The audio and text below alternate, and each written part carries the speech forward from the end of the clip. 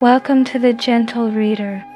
Tonight, we listen to The Cactus by O. Henry, a subtle and thoughtful tale of distance, misunderstanding, and the quiet ways love can be hidden. Let us begin. The most notable thing about time is that it is so purely relative. A large amount of reminiscences, by common consent, conceded to the drowning man. And it is not past belief that one may review an entire courtship while removing one's gloves. That is what Trysdale was doing, standing by a table in his bachelor apartments. On the table stood a singular-looking green plant in a red earthen jar. The plant was one of the species of cacti and was provided with long, tentacular leaves that perpetually swayed with the slightest breeze, with a peculiar beckoning motion. Trysdale's friend, the brother of the bride, stood at a sideboard, complaining at being allowed to drink alone. Both men were in evening dress. White favors, like stars, upon their coats shone through the gloom of the apartment. As he slowly unbuttoned his gloves, there passed through Trysdale's mind a swift, scarifying retrospect of the last few hours. It seemed that in his nostrils was still the scent of the flowers that had been banked in odorous masses about the church, and in his ears the low-pitched hum of 1,000 well-bred voices, the rustle of crisp garments, and most insistently recurring, the drawling words of the minister irrevocably binding her to another.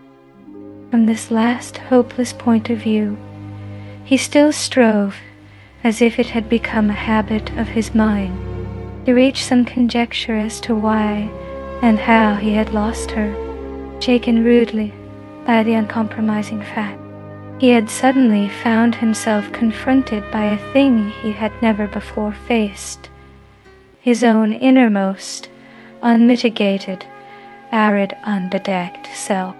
He saw all the garbs of pretense and egoism that he had worn now turned to rags of folly.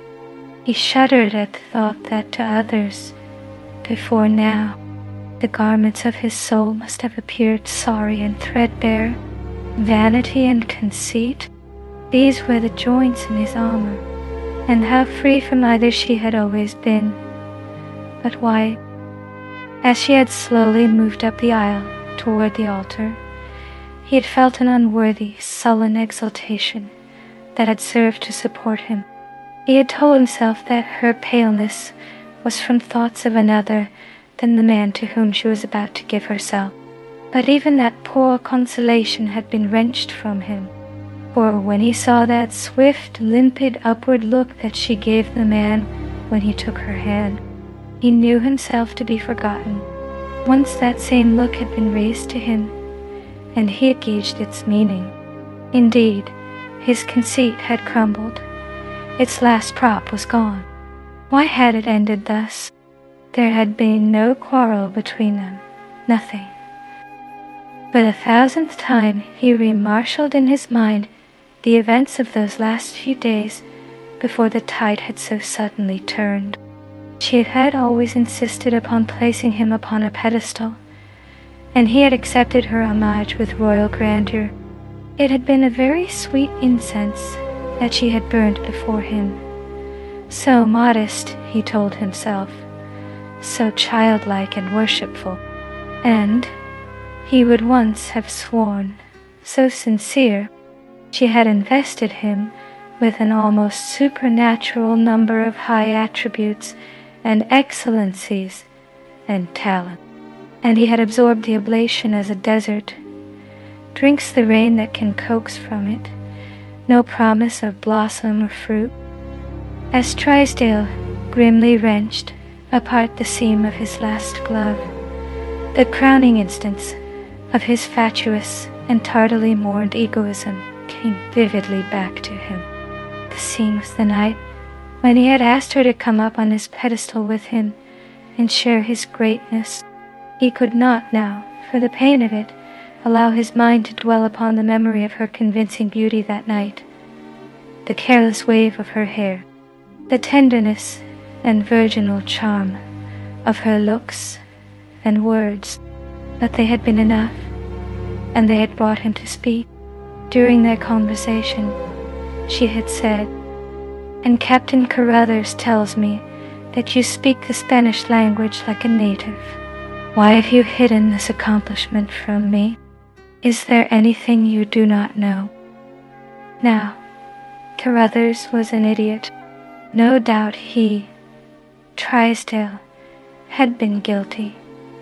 He sometimes did such things, of airing at the club some old, canting Castilian proverb dug from the hodgepodge at the back of dictionaries. Carruthers, who was one of his incontinent admirers, was the very man to have magnified this exhibition of doubtful erudition.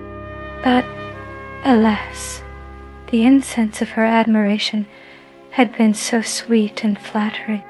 He allowed the imputation to pass without denial. Without protest, he allowed her to twine about his brow this spurious bay of Spanish scholarship.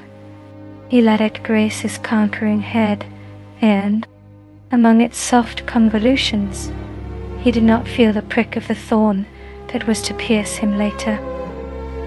How glad, how shy, how tremulous she was, how she fluttered like a snared bird. When he laid his mightiness at her feet, he could have sworn, and he could swear now, that unmistakable consent was in her eyes, but coyly. She would give him no direct answer. "I will send you my answer tomorrow," she said. And he, the indulgent, confident victor, smilingly granted the delay. The next day he waited, impatient, in his rooms for the word. At noon her groom came to the door and left the strange cactus in the red earthen jar. There was no note, no message, merely a tag upon the plant bearing a barbarous foreign or botanical name. He waited until night, but her answer did not come. His large pride and hurt vanity kept him from seeking her. 2 evenings later, they met at a dinner. Their greetings were conventional, but she looked at him, breathless, wondering, eager. He was courteous, adamant, waiting her explanation. With womanly swiftness, she took her cue from his manner and turned to snow and ice. Thus, and wider from this on, they had drifted apart. Where was his fault? Who had been to blame? Humbled now, he sought the answer amid the ruins of his self-conceit. If the voice of the other man in the room, querulously intruding upon his thoughts, aroused him. "I say, Trysdale, what the deuce is the matter with you? You look unhappy, as if you yourself had been married, instead of having acted merely as an accomplice. Look at me. Another accessory come 2,000 miles on a garlicky, cockroachy banana steamer, all the way from South America to connive at the sacrifice. Please to observe how lightly my guilt rests upon my shoulders. Only little sister I had too, and now she's gone. Come now, take something to ease your conscience." "I don't drink just now, thanks," said Trysdale. "Your brandy," resumed the other, coming over and joining him, "is abominable. Run down to see me sometime at Punta Redonda. And try some of our stuff that old Garcia smuggles in. It's worth the trip. Hello, here's an old acquaintance. Wherever did you rake up this cactus, Trysdale?" "Present," said Trysdale, "from a friend." "Know the species?" "Very well. It's a tropical concern. See hundreds of 'em around Punta every day. Here's the name on this tag tied to it. Know any Spanish, Trysdale?" "No," said Trysdale, with a bitter wraith of a smile, Is it Spanish? Yes. The natives imagine the leaves are reaching out and beckoning to you. They call it by this name, Ventamar. Name means in English, come and take me.